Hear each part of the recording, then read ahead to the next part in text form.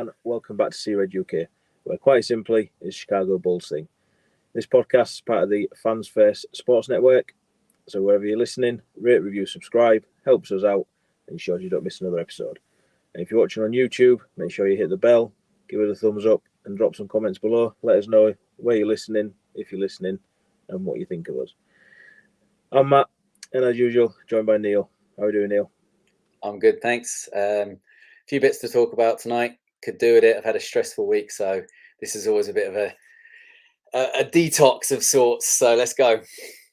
Yeah, tell me about it. Yeah, obviously we recorded last Monday, didn't we? Mm-hmm. And then Bulls news seemed to be dropping throughout the week. I had a long week at work. Stressful weekend, as you got the brunt of in the chat. So you should come back me up on that one. And then the last 2 days I've started at 4:30 in the morning, and I've got another one tomorrow. So I'm tired, emotional, and could end up annoying a few people with some of my opinions tonight. But my favourite kind of pods. Let's go. What's new? So yeah, as I say, we recorded last Monday. There was a bit of Bulls news and a bit of Sea Red UK news as well to get to. That, we've been working away behind the scenes as we tend to do, and as Neil's just put across the bottom, if you're watching on YouTube, we have a new partnership, and that partnership is with USA Sports. There will be an ad read later on which will cover what they do and who they are and stuff like that. But yeah, it was just something we wanted to do to basically give back to the community that we're creating or trying to create. Initially, they gave us 25% off. Whether anyone took advantage of that, I don't know. If you look at the socials that much, but Neil did, and I did. Fortunately, I'm not wearing any of my stuff. I've got a hoodie, and it's far too warm for that. And I did get a T-shirt as well, but I've left it at home. But as Neil is quite handsomely showing, T-shirt. Get my hands the right way around. There we go. The T-shirt and the cap, courtesy of USA Sports. So yeah, like I said, there will be an ad read later on, but until then, check them out, usasports.co.uk, and they're available on all the socials as well. So yeah, there is a bit more Sea Red news, but we're gonna leave that. It was on the did put it on the socials, but we're not going to talk about it just yet. Waiting for something else to come through on that one. So on to the Bulls news. I think, was it Monday night, Tuesday morning, that they announced the I guess it's a re-signing of Terry Taylor. I think it was after we recorded, wasn't it? Mm-hmm. Yeah, it was. Obviously, underwhelming for a lot of people. Personally, I don't mind it. He's one of my 5 guys, as Gary will happily say in the chats. And I get it. I get why people are underwhelmed by it. We're going to talk about it a bit later on in another segment, but I liked what I saw with him, especially down at Windy City. I'm not going to go into his stats. Everyone probably heard it and seen it already. But he's not going to get a lot of minutes. No. And he's on a very, very team-friendly deal. Mm-hmm. It's $300K for the first year of the 2 years that he's signed. All sort of different dates of the guarantee and stuff like that. Doesn't really fill the need that we kind of highlighted in needing that third big. Nope. So that's the only part where I'm disappointed with it. But again, like I say, we'll get into that in a bit. But yeah, what did you make of it? Yes, it's okay. I don't hate him.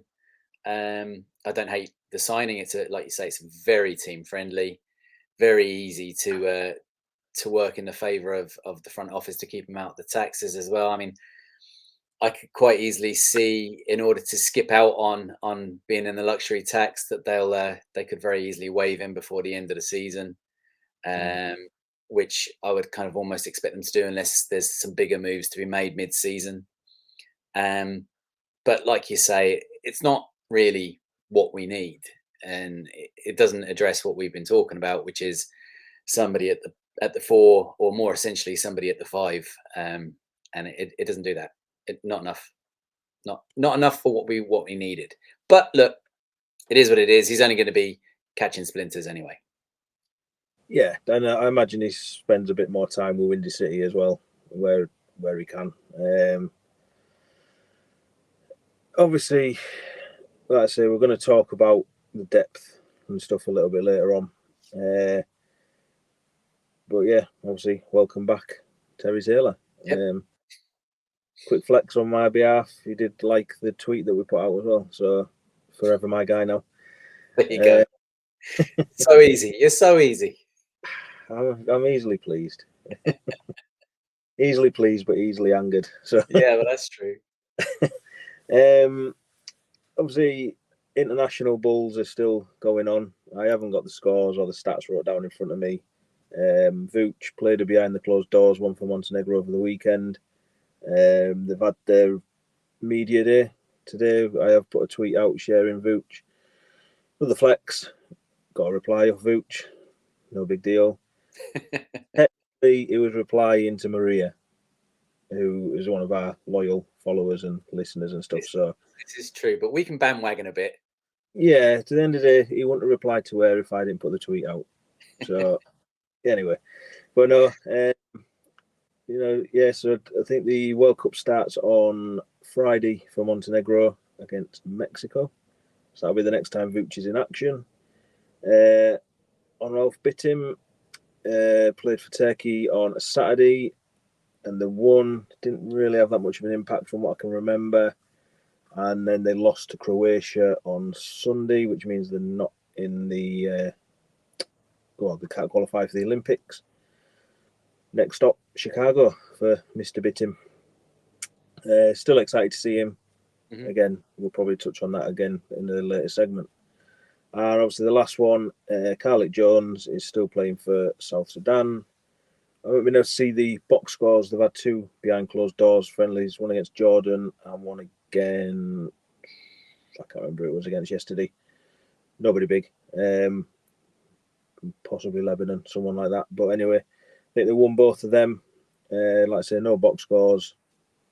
A lot of people don't seem to appreciate Carlick Jones, so is what it is. I did actually see him put some out as an Insta story saying that he is still a Chicago Bull. He's only in China with his international team.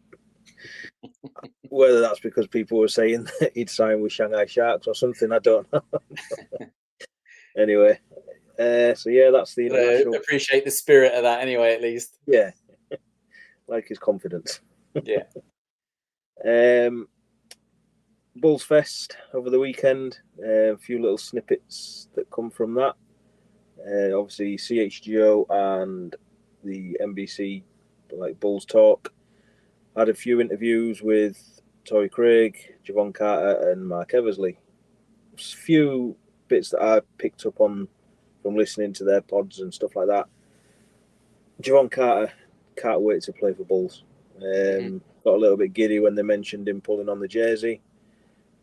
You know, Chicago kid, just happy to be playing for him. So excited to see where he's going to go with that.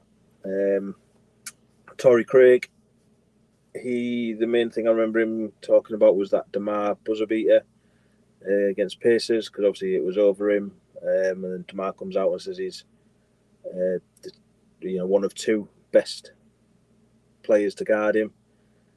His response was, "I'd like to know who the other one is." But it seems to already have like a bit of sort of chemistry with them and stuff like that. So that's good coming in, I guess. He did say what he feels he brings to Bulls is why he signed for him, because he looked at him and he said, my skill set will help Bulls out. So whether it does or not, hopefully it does. And he said obviously how he's learned to guard against Bulls, like the likes of DeMar and stuff like that, will help, because he can tell them that so that they can change their game when they go up against certain teams and certain players and stuff like that. And obviously the last one, Mark Eversley, there's quite a bit that he said. Basically, they decided to retool rather than rebuild. It's a big year for P. Will. It's basically put up or shut up sort of thing. What else did he say? Basically, Javon Carter and Torrey Craig, they've been chasing for quite a while as well. Finally got it done, and basically they see DeMar DeRozan as more of a long-term thing as well.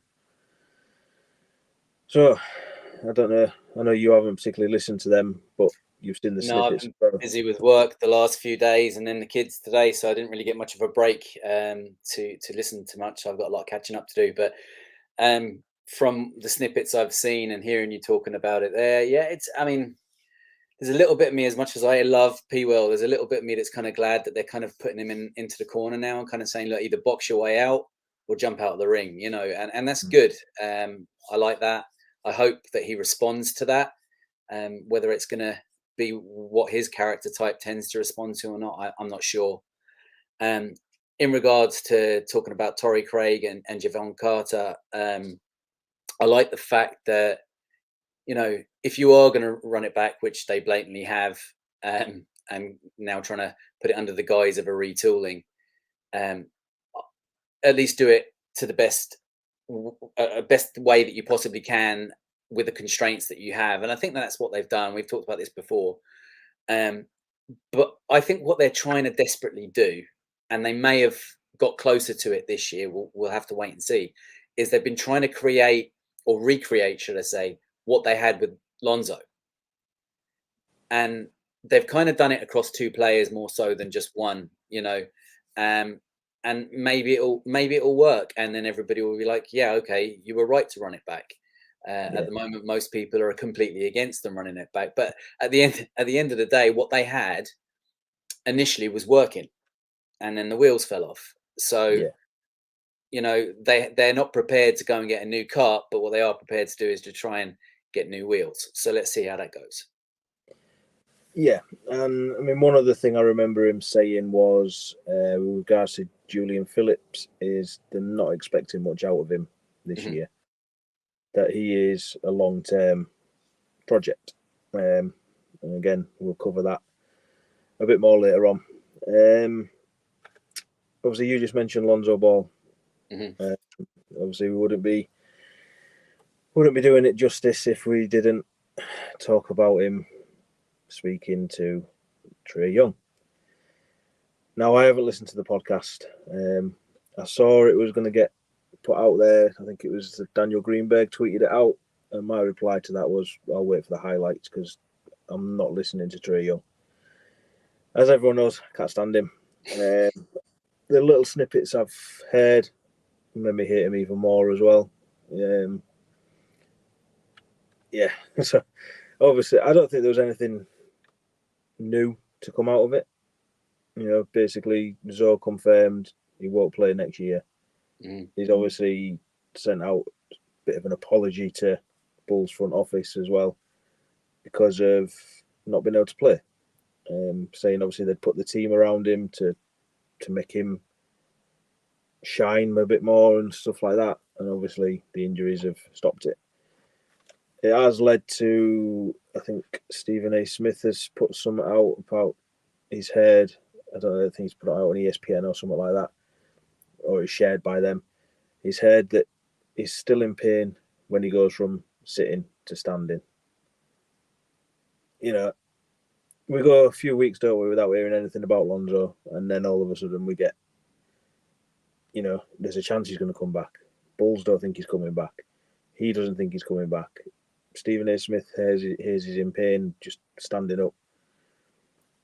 We're not going to hear anything now for the next few weeks, are we? So, and then all of a sudden it'll be, Lonzo Ball could come back. Isn't coming back. It's that circle in it. So, obviously, I'm assuming you haven't listened to that podcast either. I haven't, but I have heard a few snippets from it, and the main one that I kind of heard was him making that apology. And I think that people could take that the wrong way. I think a lot of people would listen to that and say, well, hang on a minute now. You weren't the number one or number two option. Why do you think they built the team around you? Mm. I don't think that's intentionally the way he meant it to come across.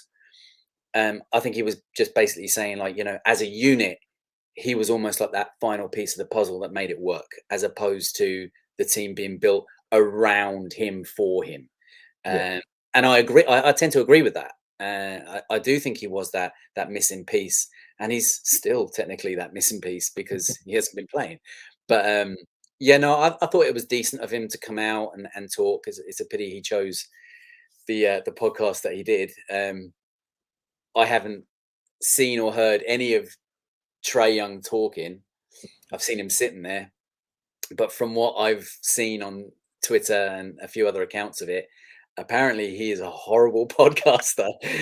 But maybe people say that about me, so I'm not going to judge. But yeah, seemingly his partner that he does it with, his co-host, does a good job and carries it. So Yeah. I guess that's enough. But I thought it was good to finally hear something from Zoe. I don't think there's any harm in it. He's kind of come out and said it now. I think the best thing he can do is step away for a while and just work on himself, both physically and mentally. Yeah. So that pretty much covers the news, apart from obviously the schedule release, which is what we're going to talk about now.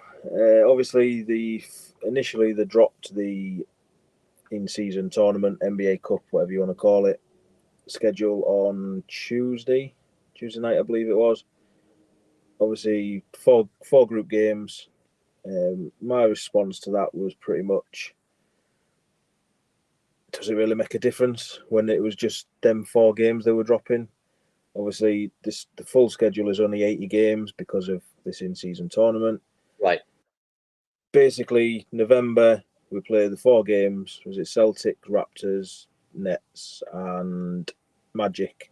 And not in that order. I don't know. I can't remember off the top of my head.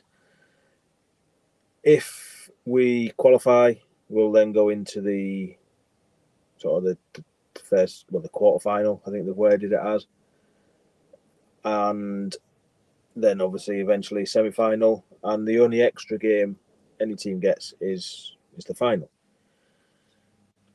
If we don't make it past them first 4 games, then they're going to add another couple of games on based on the teams that also don't qualify. Mm-hmm. Pick, take your pick, basically. We've spoke about the in-season tournament before. Like I said, to me, I get why they released the schedule the way they did, because they're trying to build the hype around it and stuff like that. But it's just 4 regular season games as I looked at it. Do you know what I mean? For now. And obviously on the schedule itself, this is where I'm probably going to disagree with a few people. And I don't actually know what your take on it was. Bulls released it in a certain way. Mm-hmm. The video. Now, I'm not going to lie, it was completely lost on me. I appreciate the work that went into it. I appreciate obviously the effort that the Bulls team have put into creating that, but I didn't understand it and I didn't get it. And I know everybody else was majorly hyped about it. I didn't actually watch the video. I think I watched about 20 seconds of it and I thought, what the hell is this? And skipped forward hoping that the schedule was going to fit the end of it, but obviously it wasn't. So yeah, I'll ask you your opinion because you might be able to make it make sense in my head. Okay. On the way they released it. Well, first of all, I have to ask you. Obviously, you were not a Pokemon fan. You never played Pokemon games or anything like that. No, that's why I think it was lost on me, because I Yeah. actually thought Mario Brothers or something random No, like that. no. It was like Pokemon on the Game Boy type thing. I thought it was brilliant. I absolutely loved it. I'm on the side of the fence with everybody else. I think you're standing on your own, more or less, over on the other side. Yeah, I I did thought it was mention that in brilliant. chat. It went viral. It was shown above so many other team schedules, like on the likes of ESPN. I think they absolutely nailed it. I thought it was brilliant. I thought it was inspired. And yeah, I thought it was just really well done. Yeah, like I said, to me, fair play to them. I know obviously how much it spread and how people loved it, but as somebody who didn't play Pokemon, hasn't watched Pokemon, whatever it is you do with Pokemon, I don't know. I was and I still am a sports sim sort of player, and enjoyed killing people on Call of Duty and beating people up on Grand Theft Auto. That was how I spent my childhood, not Well, chasing Pokemon around. well, who knows? This could be the start of something now. They could move on to different type of game franchises to make different releases and different things like that. And I mean, they could do that, and if they did, I think it would be fantastic. I think it would pull in so many different people, like even yourself might even get caught up in the net somehow. But yeah, I think it's great. Yeah, like I say, Nostalgia is big. Nostalgia is big. appreciate the effort, and because I imagine that was pretty hard to put together. Probably took some time, but lost on me. Next part of the schedule, or talking point with the schedule, I guess, is American sports fans love stats, don't they? Oh yeah, And they love over analyzing anything and everything. There's stats for stats a lot of the time. And people have done it with the schedule, and they do it every time with the schedule. And I don't look at a schedule in that way. I think they released it that Bulls have got the 11th easiest schedule or whatever it is. I don't know how that broke down between East and West. I don't know who was where. Obviously, people tend to say West have a harder schedule. At the end of the day, how I look at it is you play 41 home games, 41 road games. You obviously split down into your conferences and all that sort of stuff, divisions. So you will play some teams more than others. But as we found last year, it changes day by day, game by game, because Magic will end up going out and beating Celtic or something like that, and changes where everyone is in the standings. And it's like, is it really that important how easy some guy behind a website has worked it out to be? Obviously people, I get it. Other creators, they get excited because obviously being in America, the schedule means different things to them and stuff like that. But yeah, I don't look at the schedule and break it down and look at, oh, we've got a back to back there, or we've got this there, because every team goes through it at the end of the day. Every team's got to travel. Every team's got to play the same teams. So to me, I don't analyze it in that way. Same as when people look at the games that are on national TV. I don't look at it in the same way that the Americans do, I guess, because obviously, they've got different ways of viewing and stuff like that. For us, it's League Pass. The only time it annoys me when it's national games, because we lose the NBC broadcast. Obviously, League Pass annoys me with the game breaks, and we get them even more on ESPN and stuff like that. Instead of being able to watch Lovables, I get a blue screen that says game break, and it fucking irritates me. And at the end of the day, all of your national media outlets have got the Bulls being a mediocre mid team, however you want to word it. Mm-hmm. So why are ESPN then going to go, tell you what, we'll put the Bulls on 10 times next year? It changes through the season. They lose games, they gain games. Yeah. It depends how Bulls are doing. So before we actually look at the schedule in any sort of way, do you overanalyze it in that way, or Not too much. I do have a little glance over it to kind of see what games that I'm interested in seeing the other team play, because like we've said before, we're going to watch all the Bulls games. So like you say there's 82, we're going to watch 82 plus however many get tapped on and the extras on the end. Regards to playing and playoffs, if we can dream, and even now potentially in season additional games depending on how well they do. So we're going to watch all the Bulls games. So what I do is I go through and I kind of look, okay, well, I like to see Nikola Jokic play. So when are we playing the Nuggets? And that's kind of the way I tend to look at it.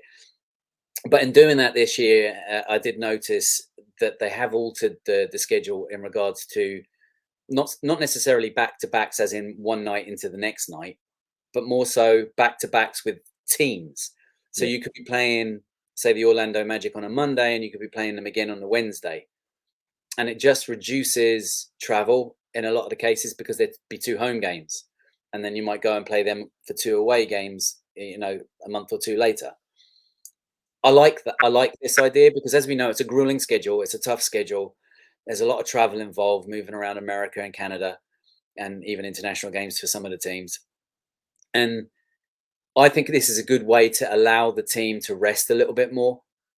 And that's across the NBA. Every team seems to be getting this kind of a schedule where they've got these back-to-back games, keeping you in the same city. And I think that's a good thing. Hopefully, it pays off, and the players don't feel quite so drained from it, because it's all part and parcel of this big plan that Adam Silver has to try and make the regular season more interesting for the players, I guess. Because, as we know, a lot of them kind of tend to duck out a little bit in the regular season, whether it's to save their bodies or whether it's because all they care about is the playoffs or whatever. This is a way for them to get that little bit more rest, and also turns it into almost like a mini series against that team. And it may create a bit more of an edge. It may not, but I think it might. Yeah, I mean, that's it.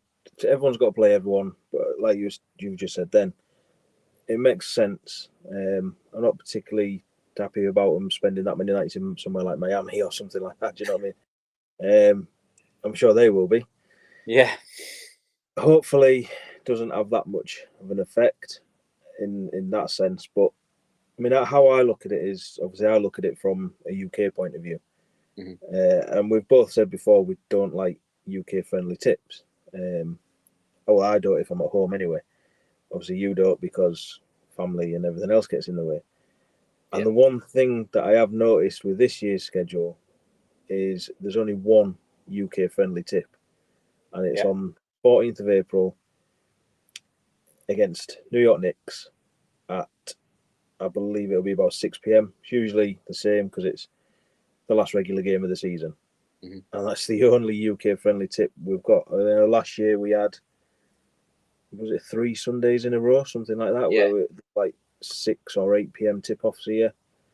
None of that this year. I think we've got another one that's like a 9 p.m. against Clippers. So yeah, it's not very UK friendly, but at the end of the day, it's not UK sport, is it? So I think the only thing that bothers me about that is I enjoy the buzz of the UK fan base having them games to look forward to. Yeah, I agree. And it's not just me and you that's sort of sitting up at 1 o'clock in the morning watching it. The UK fan base is there watching it. The people that we're connecting with and stuff like that. The people we're in the chats with and stuff. They're up watching it, and I just think we're not going to get that this year. I mean, yeah, things change. There might be tip-offs brought forward and stuff like that, but as it stands, the one tip, it's the last regular game of the season, so God knows what sort of teams are going to be put out. And but yeah, another thing I usually look for as well is the West Coast trip, because obviously for us that's usually a bit of a killer, 3 a.m. tip and stuff like that. As I've said before, I like the 3 a.m. tips. It's just whether they're finished in time, ready for me starting work. But I don't. Off the top of my head, I think we've got is Lakers this time that we've got on that trip in it, surrounded by Portland, maybe. Just trying to get the schedule up now to have a look.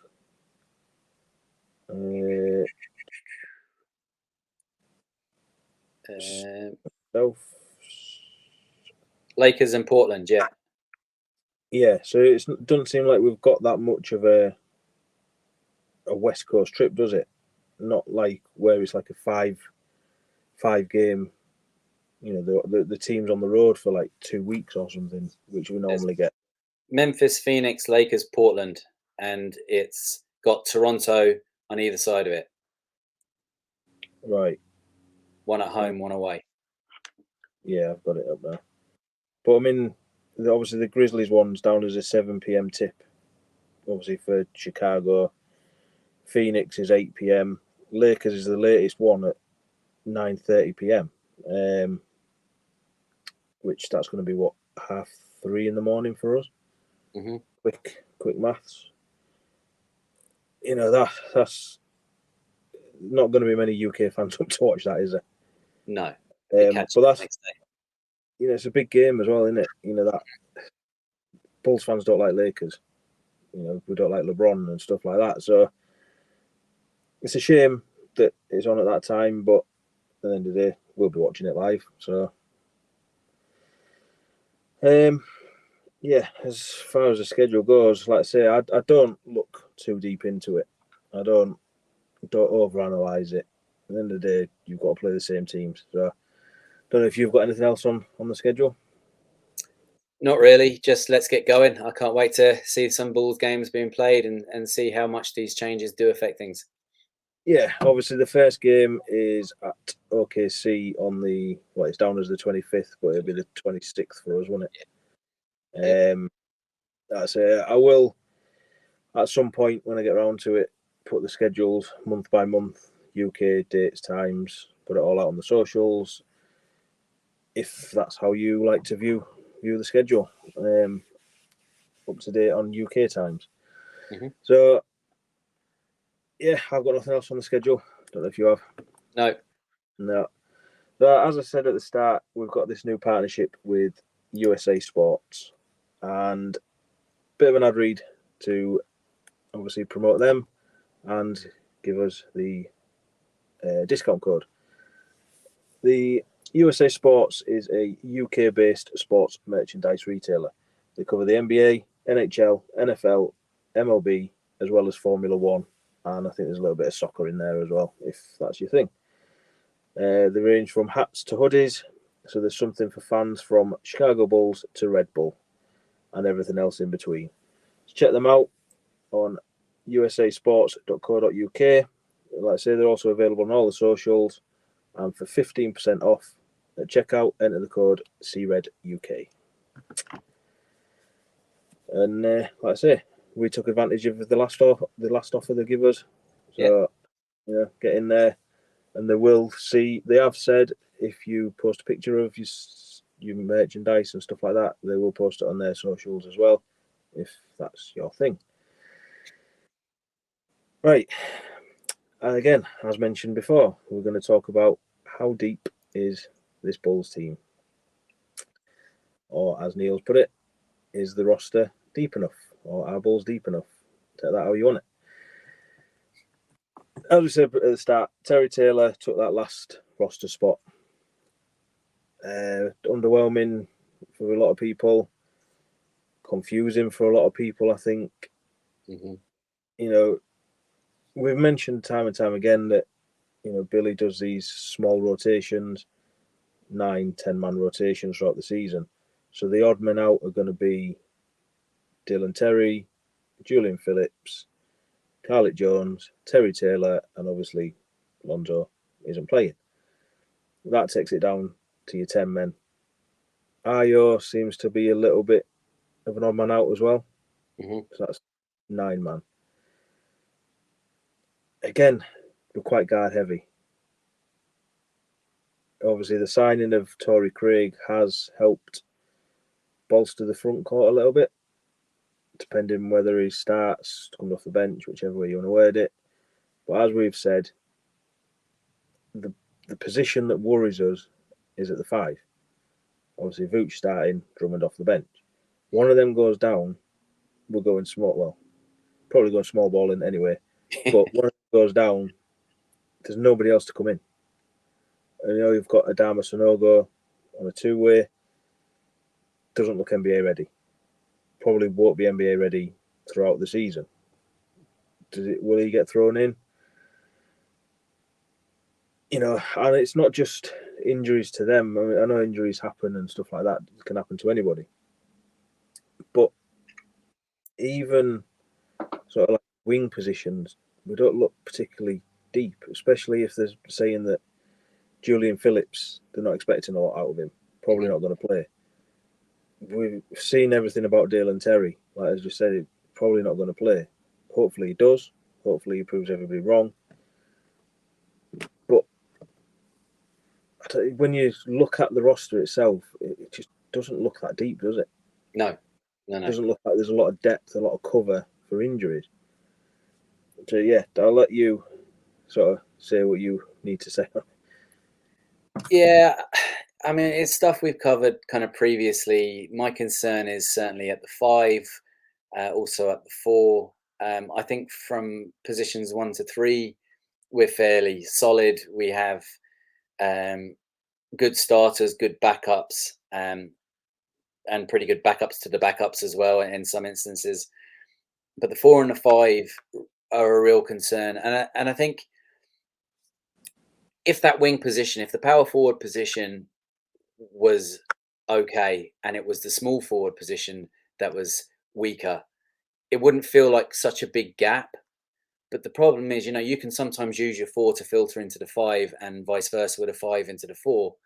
But, you're really reducing the strength of your team if you're having to pull people up from the 3 or even the 2 to work the 4, or in some crazy instances, the 5. But I mean, we already know Alex Caruso tends to play at the 4 under Billy. So he's technically a backup to the 4 as well, which, yeah, I still not a fan of that. But I do worry that if there's any major injury in the 4 or the 5 position, they're in trouble. Yeah, I mean, last year, obviously, our 4 and our 5 played 82 games, Vooch and P. Will. What's the chances of him being able to do that again? Not high. Vooch is another year older. Yeah, we've said before, he's the way he plays, the game he plays, it doesn't give a lot of chance for injury because he's not exactly mobile, athletic, or anything like that. Which doesn't leave the ground very often. Yeah, obviously it does from time to time, and it's delightful when he does. Yeah. But we did see times where he went down last year. I can't remember the game it was in, but he struggled to get back up. And you're thinking, I think he went, was it a thigh contusion or something? Yeah. That seemed to be the theme last year for Bulls, didn't it? Niggly little injuries like that. Dead leg, basically. Yeah, and you kind of think, if he gets a niggly little injury like that keeps him out for 3-4 games, depending how the schedule goes and stuff like that. Yeah, all right, you've got Trae to come in. I'd be happy with him starting, I'm not going to lie. But then it's who comes in to replace him. That's exactly it. Yeah, you could possibly push P. Will there. Yeah, you could possibly put Torrey Craig at a push. Yeah, you could bring Adama Sanogo off the bench. None of them particularly excite me. Do you know what I mean? Especially when you just see like Moses Brown go into Portland on a sort of non-guaranteed deal or partially guaranteed deal, whatever it is. Yeah, fantastic, but it's his position. It's somebody who's going to sit on the bench, not play games, but will play when called upon. Yeah. As we said at the start, Terry Taylor's took that last spot. Not an issue with Terry Taylor. I like him, as I've said, rebounds for fun, but he's not got a lot of NBA experience. And he's not a 5. And like you say, pushing Caruso up to the 4, as far as I want to see him, is a 3. To me, that from 1 to 3, that's where that's to me his position. Any further than that, and he can do it, but you don't want to see him do it. No. Like I say, guard heavy, which seems to be Bulls' thing. And the acquisitions that we've made, they filled certain needs, but not other needs. Like you said at the start, you kind of replaced Lonzo with 2 players in different positions. We've still not really added any size. I mean, the front office seem to have a certain type of player that they want to sign. Them sort of long, sort of wing type players. Hence why drafting Julian Phillips. Mm-hmm. But to me, it's just not enough. They've addressed the 3-point shooting on paper. We yet to see it in action, obviously. Yeah. And yeah, they seem to be relying on this thing that they were the top 5 defense last year. Take one of them players out, whether it's Caruso, obviously Torrey Craig, Javon Carter, where's that defense going to be this time? And it's the rim protection side of the defense that we struggled on, wasn't it? Yeah, definitely. We've not addressed that. No. So I mean, overall, I mean, I'm happy with the acquisitions, the off season, stuff like that. But there's just still that nagging little feeling that they haven't done enough. Yeah. They're not deep enough. Yeah, we've got options. We can get rid of Carlett Jones. We can get rid of Terry Taylor. Ayo's contract is tradable. You know, every re-signing they did, even the signings of Torrey Craig and Javon Carter, they're tradable. They're tradable contracts whenever the dates are that it's available. We've still got the DPE and part of the MLE and stuff like that as well that we can use. So there could be changes throughout the season. There could be more changes before the start of the season. We just don't know. But in my head, I'm thinking that's it. This is the roster that they're going with. They're going to go with it until January, February, and then they're going to assess where they're at and whether they waive somebody, bring in another big in, if we've got any injuries, stuff like that. I mean, I don't know what your take on that bit is. I don't mind that once they're prepared to do it. And the problem is that we've seen historically that they don't make moves mid-season, or they don't make moves unless they really, really, really have to.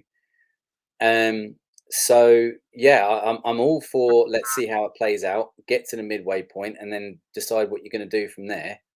Once they make those decisions, and don't sit on it and keep hoping that sometimes you're gonna fix the problem by just doing nothing.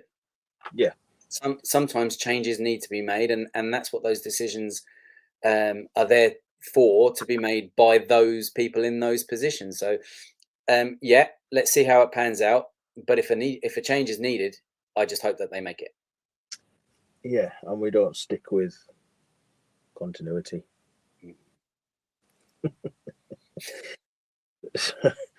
On that note, I've got nothing else on the roster. I don't know if you have. No. I mean, this is a bit of a catch-up episode anyway, isn't it, really? Yeah. We've got other stuff planned for next week and stuff like that. And one thing we're trying to finish off is Matt versus Neill. Matt versus Neill.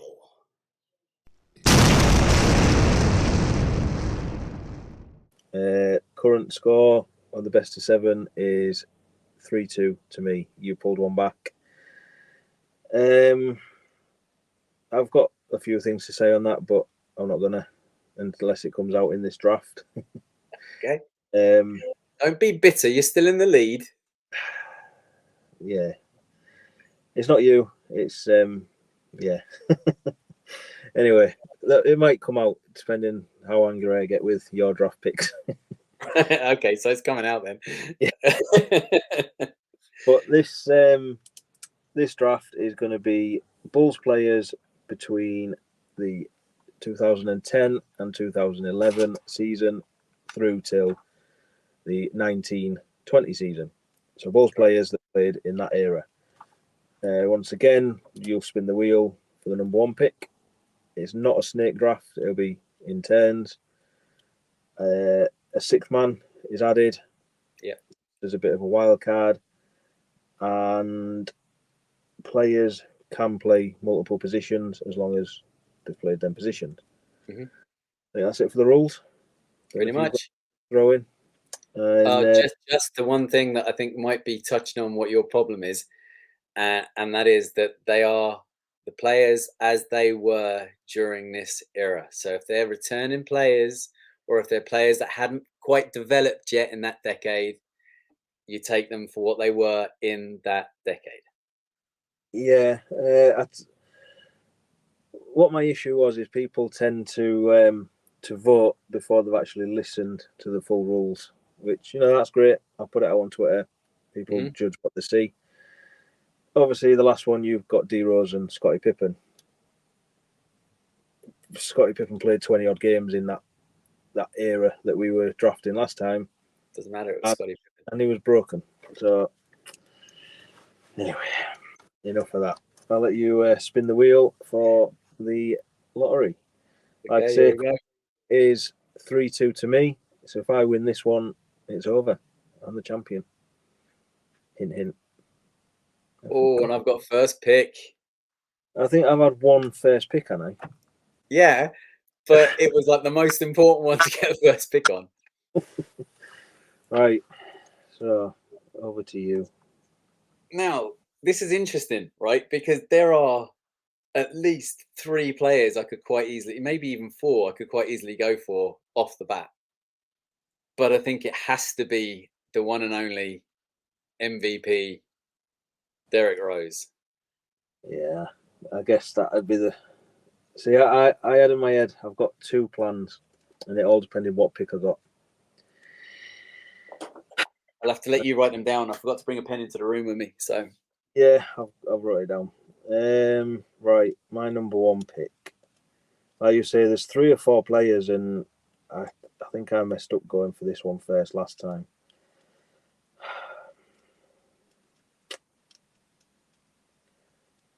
Right, I'm going to have to do it again. I know where you're going straight away. I'm just working out what position to play in. Trying to think which way you'll go. Right, at my 3, I'm going to go Jimmy Butler. Yeah. Pains me, but... Does it hurt? It does. Okay. So you've gone from a small forward? Yeah. Right. Okay. Obviously, I don't think I said Derrick Rose is obviously going to play my point guard, right? Yeah. Okay. So I'm going to go for shooting guard. And I'm going to take Mr. Zachary Attackery, Zach LaVine. Wow. Yeah. Right. I'm going to go with my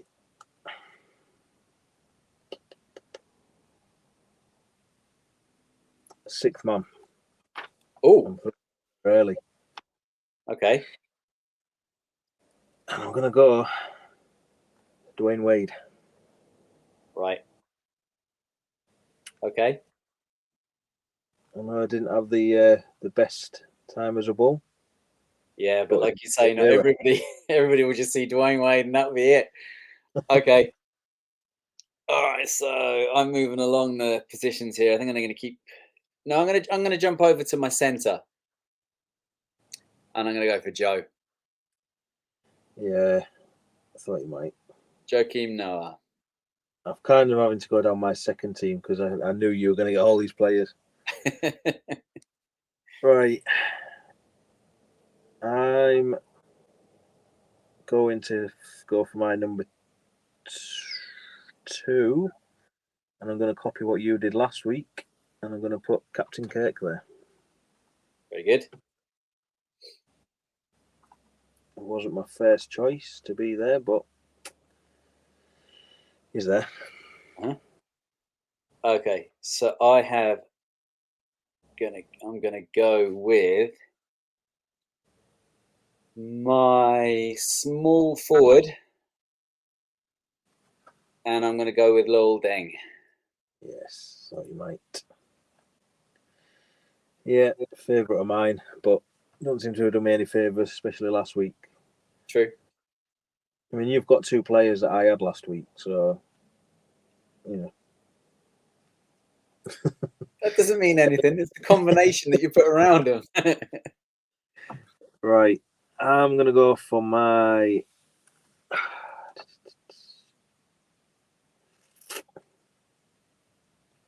I'm gonna go for my 4, and I'm gonna go Bobby Portis. Nice. Okay.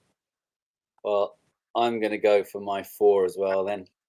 That finishes up my starting 5, and I'm going to take Taj. Oof, I'm glad you said that. He was on my list, but I had a feeling you were going to try and snatch one here. I have a list of 4 for each position, so I have a fair idea which one you're going to go with. Yeah, I'm going to go with my big. I'm going to go Pow. Just to please Gary. So I know you've got Gary's vote straight away. Okay. So that's my starting 5 complete. So now I'm going to go for my wild card. Now I have so many to choose from. I want to get this right. I think I am gonna go for it's between a point guard and a shooting guard, and I'm gonna go for the fan vote and go for Nate Robinson. You've thrown me now. He was going to be my choice for my point. Left me a lot of options there. There's one I thought you'd take for your point guard, actually above any of the ones apart from Derrick Rose, maybe.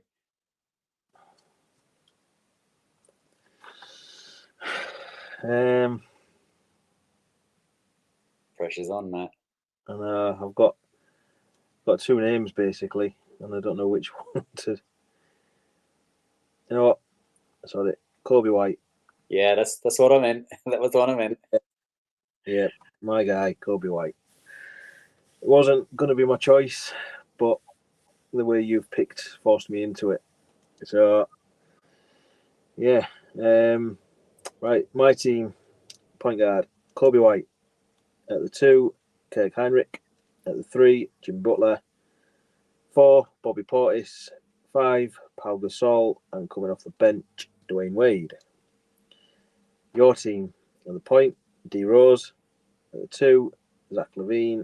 At the 3, Luol Deng. 4, Taj Gibson. 5, Joakim Noah. And coming off the bench, Nate Robinson. Pretty even looking teams. I like it. I like it. Clear favourites in some of the matchups, I think. But yeah. Yeah, like I say, I'm currently leading 3-2. If you take it, we'll go to the decider. If I take it, I'm the champion, and that's it. Done. Yeah. So yeah, get your votes in. The vote will be available on Twitter, as usual. And yeah, I've got nothing else. I don't know if you have. The only thing I was going to add was the other one that it was between for me as my wild card was Kyle Korver. Yeah, it was on my list as for one of my 2s. Mm-hmm. I had Lowry on there. Yeah, me too. Young, Daniel Gafford. Yeah. Rondo. Yeah. Rondo. Yeah. Thad Young. Carlos Boozer. Yeah. Dunleavy. Yeah. Dougie Book. Porter Jr. Yeah. Getting a bit desperate. I even had Max Strus on there. Yeah, I saw his name and then ignored it. But I did think the way people vote that I'd probably actually get it because people just see the name and what he is now, not the fact that he played 2 games for Bulls and disappeared. Anyway, yeah. So as usual, thanks for listening. I'd say it was a bit of a catch-up episode and try and get Matt and Neil out of the way. Mm-hmm. Next week we've got something planned to cover a few weeks of pods basically. Mm-hmm. Which we'll be putting out onto the socials for a bit of interaction, hopefully, as well. Get your people's opinions on it. And like I said at the start, if you're watching on YouTube, drop in the comments. Let us know what you think about what we've said, where you're watching from, all the good stuff. We'll get back to you at some point. And until then, I've been Matt, and you can find me on Twitter/X, whatever you want to call it, at MattSearedUK. You can find us on all the socials, and don't forget to check out our new partner, USA Sports, at usasports.co.uk. Until next week. And you can find me on Twitter at Neill UK. On behalf of us both and the Fans First Sports Network, thanks once again to everyone for tuning in, whether you're watching or listening. Please subscribe, rate, and review, and give us a thumbs up on YouTube. From Matt and myself, remember it's a Chicago Bulls thing, wherever you are in the world. And until next time, see red, people. It's time for the percolator. Percolator.